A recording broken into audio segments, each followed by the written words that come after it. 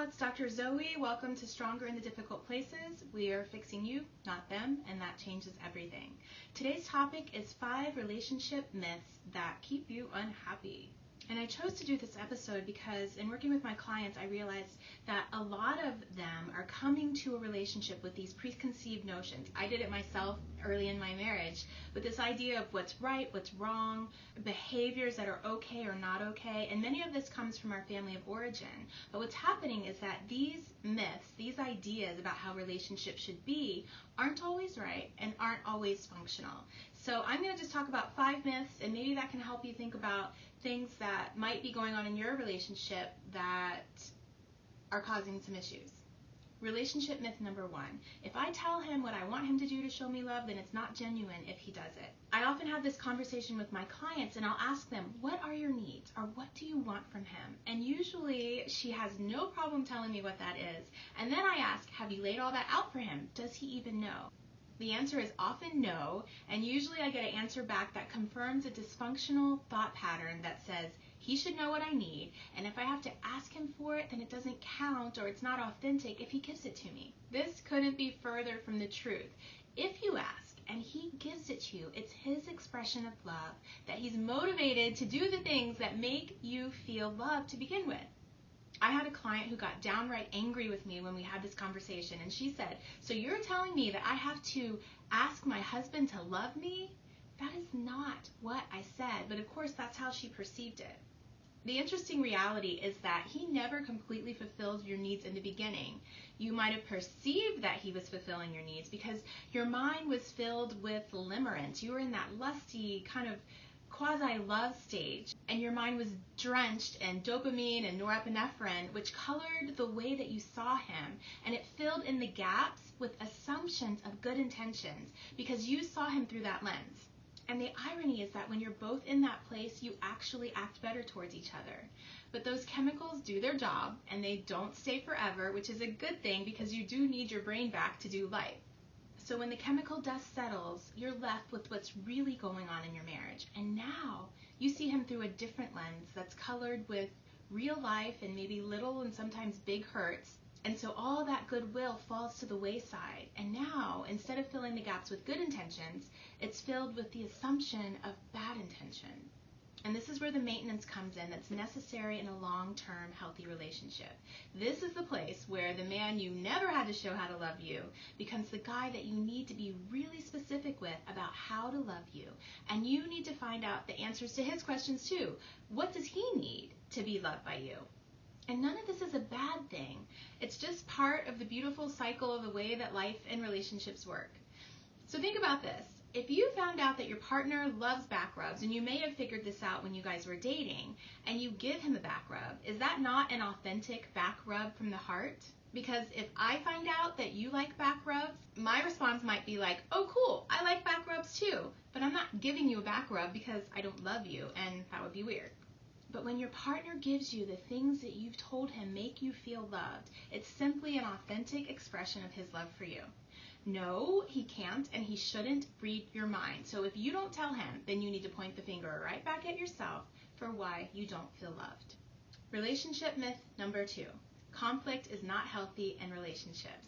I think you guys know this one, but it's amazing to me how many people know this on a cognitive level, but they still feel very much on an emotional level that conflict is bad and it should be avoided at any cost. Some of this might come from your family of origin and unspoken messages that you received about conflict. Maybe you got in trouble for confronting someone in your family, or maybe conflict just spiraled out of control in your family of origin and it was scary and dysfunctional.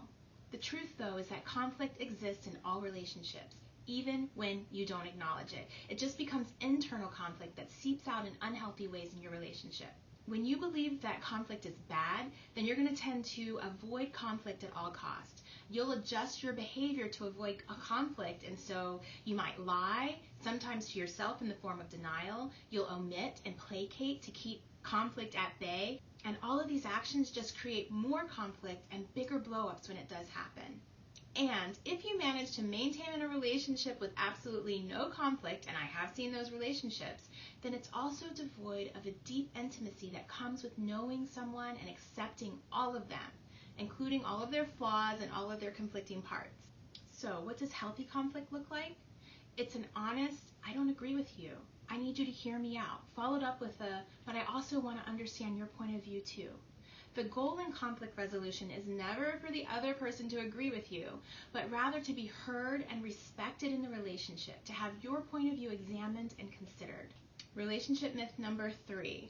Love should be enough to get us through anything. It's not. Love is not even enough to bring back your wayward kid. Love is not enough to keep your friendship intact. Love is not enough to keep your marriage together.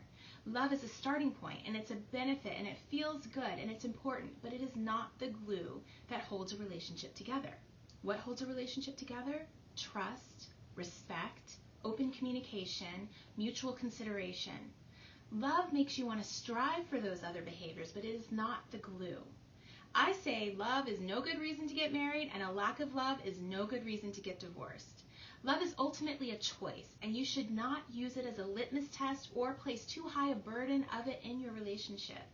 Now, if that feels completely devoid of emotion or unromantic, it is not. I hope that it sets you free from a mandate attached to an unattainable requirement. See, when you determine that love is the glue and a requirement, then you can easily get stuck in a place of trying to find and create a feeling in order to move forward in the relationship. And I've had women say to me, I can't move forward until I can get this feeling of love back. And I'm saying that's not quite how it works. Now, I'm not saying that all relationships should stay together forever no matter what. I don't actually believe that, not even marriages. I feel that there are plenty of reasons why people should end relationships.